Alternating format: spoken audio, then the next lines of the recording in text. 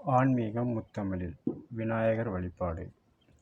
தமிழ்ப்பாட்டி ஔவையார் விநாயகரிடம் வேண்டியது: பால், தேன், பாகு, பருப்பு இந்த 4ம் கொடுக்குறேன், எனக்கு சங்கத்தமிழ் 3ம் தான்னு கேட்டாங்க.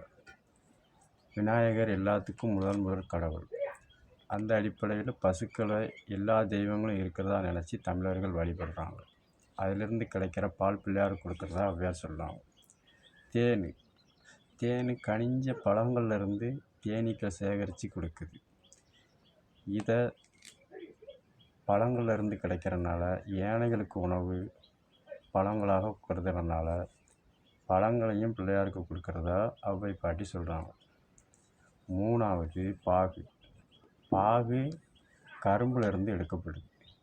கரும்பு யானைக்குள்ள உணவு, இதையும் பிள்ளையாருக்கு கொடுக்குறதா சொல்கிறாங்க.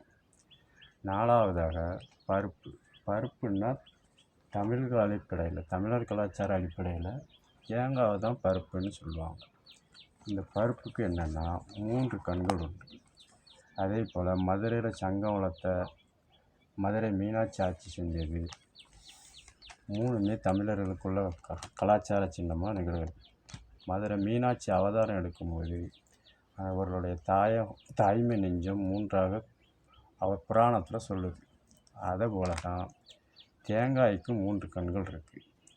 தாய் எப்படி குழந்தைய பயணி காத்து இது பண்ணுறாங்களோ அதே மாதிரி தான் தென்னை மரமும் பருவத்துக்கு வந்ததுக்கப்புறம் அந்த கொலை இலை தலையெல்லாம் தன்னோட மறைச்சி வச்சு வாழும். இந்த அடிப்படையில் தான் தமிழர்கள் தேங்காயும் மதுரை மீனாட்சியும் அவதாரத்தில் தோன்ற தாய்மை நெஞ்சியும் ஒப்பிட்டு தேங்காய்ங்கிற 3 கண்களை எடுத்து வழிபடுறாங்க. அதுபோல் தேங்காவுக்கு குடும்பியோடு இது பண்ணுறாங்க. தாய்மை நெஞ்ச மறைப்புக்காக தமிழர்கள் மாறாப்பு போடுறாங்க பருவத்துக்கு வந்ததுக்கப்புறம். சிலர் அடிப்படையில் சொல்லும்போது சிவபெருமானுக்கு 3 கண்ணுன்னு சொல்லுவாங்க. ஆனால் காலமேக புலவர் என்ன சொல்கிறாரு, சிவபெருமான் வலதுபுறத்தில் உள்ளது கண்ணப்ப நாயனார் கொடுத்த கண்ணு, இடதுபுறத்தில் உள்ளது பார்வதிக்கு உள்ள கண்ணு, மத்தியில் இருக்கிற நெற்றிக்கண்ணு தான் அரைக்கண்ணு தான் சிவபெருமானுக்கு சொந்தம். இந்த அடிப்படையில் 3 கண்ணு அவர் கிடையாதுன்னு காலமேக புலவர் சொல்கிறார். ஆனால் புராண அடிப்படையில் பார்க்கும்போது மதுரை மீனாட்சி அவதாரம் எடுக்கும்போது 3 தாய்மை நெஞ்சத்தோடு பிறந்ததாக தான் புராணம் சொல்லுது. இந்த அடிப்படையில் தான் தமிழர்கள் தேங்காவை வழிபாட்டுக்கு குடும்பியோடு செயல்படுத்தி வைக்கிறாங்க. ஔவை பாட்டி இந்த 4ம் கொடுத்து தான் பிள்ளையார்கிட்ட தமிழை கேட்குறாங்க. அதனால் ஆன்மீகம் வேறு, தமிழ் வேறு இல்லை. ஆன்மீகத்தில் தான் தமிழ் இருக்குது, தமிழுக்குள்ளே தான் ஆன்மீகம் இருக்குது. தன்னோட வாழ்க்கையை இழந்து அடுத்தவங்கள வாழ வைக்கிறது தான் தமிழர்களை வாழ்ந்து கெட்ட பரம்பரைன்னு சொல்லுவாங்க. இப்போ ஒரு கணவன் மனைவிக்குள்ளே குடும்பம்னு ஒன்று வந்துட்டுனா கணவரோட சம்பளம் 100 ரூபான்னு வச்சுக்கிட்டோம்னா அந்த 100 ரூபாயில் தான் 50 ரூபா பங்கு போட்டு மனைவிக்கும், மனைவி வேலைக்கு போனால் கணவனுக்கும் இது பண்ணுறாங்க. அப்போ அந்த இடத்துல தன்னோட வாழ்க்கையை குறைச்சிக்கிறாங்க. அடுத்து குழந்தை கொட்டின்னு பிறக்கும்போது அந்த 100 ரூபா சம்பளத்துக்குள்ளே தான் அவங்க வாழ்க்கைக்கு தேவையான பொருட்களை வாங்கி இது பண்ணாங்க. அப்போ தன்னோட வாழ்க்கையை கொடுத்து தன்னோட சந்ததிகளை வாழ வைக்கிறது தான் வாழ்ந்து கெட்ட பரம்பரைன்னு தமிழர்கள் சொல்கிறாங்க. மேலும் தான் எண்ணும் எழுத்தும் ஒன்றுன்னு தான் ஔவை பாட்டி சொல்கிறாங்க. இந்த அடிப்படையில் மெய்யெழுத்து 18, உயிரெழுத்து 13. இந்த 3யும் சேர்த்து பார்த்தோம்னா ஆன்மீகத்துக்கும் தமிழர்கள் வாழ்றதுக்கும் மனிதர்களுக்கும் தொடர்பு உண்டு.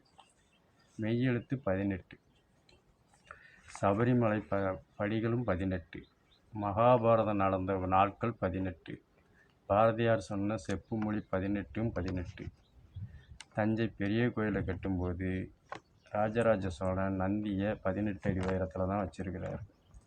சித்தர்கள் 18, நாம் பார்க்கக்கூடிய தொழில்கள் 18.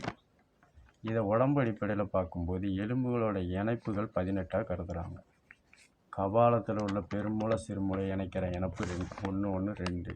அடுத்தது தாடை, வலது புறந்தாடை இடது புறந்தாடை. அடுத்தது வலது தோள்பட்டை இடது தோள்பட்டை. கபாலத்தை இணைக்கிற கழுத்து பகுதியில் உள்ள இணைப்பு. இடுப்பு வலது இடுப்பு இடது இடுப்பு. முதுகு தண்டோடத்தில் குறுக்கு பகுதி 3 இணைப்பு. அடுத்தது வலது முட்டு இடது முட்டு. அடுத்தது விரல்களை இணைக்கிற பாதத்தோட இணைப்பு வலதுபுறம் 7. இதை மொத்தமாக கூட்டி பார்த்தீங்கன்னா 18 தான் வரும். இந்த அடிப்படையில் தான் மெய்யெழுத்துக்கள் 18, வாழ்க்கை ஆன்மீகத்திலும் 18 தொடர்பு இருக்குது, வாழ்க்கையிலையும் தொடர்பு இருக்குது. உயிர் எழுத்துக்களை எடுத்துக்கிட்டிங்கன்னா கண்கள் 2, செவிகள் 2, வாய் 1, நாசி 2, முன்னிலை பெருக்கி கழிவு நீர், ஆசனம், இதெல்லாம் கூட்டி பார்த்தீங்கன்னா மொத்தம் 13 வரும். தலையில் உள்ளது வெயில் பட்டு பாதத்துக்கு போகும்போது வெடிப்பு வருது, இது ஒரு தொலையாக கருதப்படுகிறது. தாய்கிட்டேருந்து நம்ம கருவறையில் இருக்கும்போது வயிற்றுக்கு வரக்கூடிய உணவு தொப்புள் கொடி மூலம் வருது, இதையும் ஒரு துளையாக கருதப்படுகிறது. தாய்மையிட்டிருந்து நம்ம வெளியேற மகப்பேறு தன்மை ஒரு தொலையாக கருதப்படுகிறது. இந்த அடிப்படையில் கூட்டி பார்த்தோம்னா மொத்தம் 13 வரும். பாதம் மழை நேரத்தில் நம்ம வெளியில் போகும்போது குளிர்ச்சியாகி மேலே ஜலதோஷம் பிடிக்குது, அப்போ பாதத்துலேயும் தொலை இருக்கிறது. ஆக மொத்தம் கண் 2, செவி 2, வாய் 1, நாசி 2, சிறுநீர் கழிவு மலக்கழிவு துளை 1, உச்சி 1, தொப்புள் கொடி 1, பாதம், இதெல்லாம் கூட்டி பார்த்தோம்னா மொத்தம் 12 வரும். ஆனால் ஆயுத எழுத்து 1, இது தாய்மைக்கு மட்டும்தான் உண்டு. மகப்பேறு காலத்தில் வெளியேறது தலை, அதனால தான் அதுக்கு பெயர் ஆயுத எழுத்துன்னு வச்சாங்க. ஆயுதம்னா தயார்படுத்தக்கூடியது, துரிதப்படுத்தக்கூடியது. வயசான காலத்தில் ஆண்மகனாக இருந்தாலும் சரி, பெண்மகனாக இருந்தாலும் சரி, அவர்களோட வாரிசுகள் தான் அவர்களை பாதுகாத்து பராமரிப்பாங்க. இதனால தான் அதை ஆயுத எழுத்து எழுதினாங்க. மனிதர்களுக்கும் ஆயுதம், தெய்வத்தில் உள்ள அடிப்படையிலும் ஆயுதங்கள். இந்த அடிப்படையில் ஆன்மா 12ஆல் கிடைக்கிறது. தமிழ் கடவுள் முருகனோட கண்கள் 12, ஆழ்வார்கள் 12, பாசுரம் 12, தஞ்சை பெரிய கோயிலில் ராஜராஜ சோழன் செஞ்ச சிவலிங்கத்தோட உயரம் 12. தமிழர் பண்பாடுபடி ஒவ்வொரு ஆலயங்களிலும் கும்பாபிஷேகம் பண்ணுறது 12. தமிழ் மாதமும் 12. இந்த அடிப்படையில் மெய்யெழுத்துக்களும் 18, அங்கேயும் 18, இங்கே உயிரெழுத்துக்கள் 12, இங்கேயும் 12. ஆயுத எழுத்து 1, அது தாய்மைக்கு மட்டும்தான் உண்டு.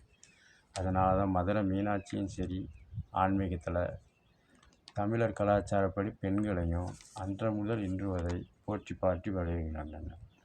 இந்த அடிப்படையில் வேற்றுமையில் ஒற்றுமையாக ஆன்மீகம் செயல்படுகிறது. அடுத்தது நம்ம பார்க்கும் பொழுது மெய்யெழுத்துக்கள் ஆன்மீக எழுத்துக்கள் பிரித்து வச்சாச்சு. உச்சரிப்புக்கும் உணர்வுகள் உண்டு.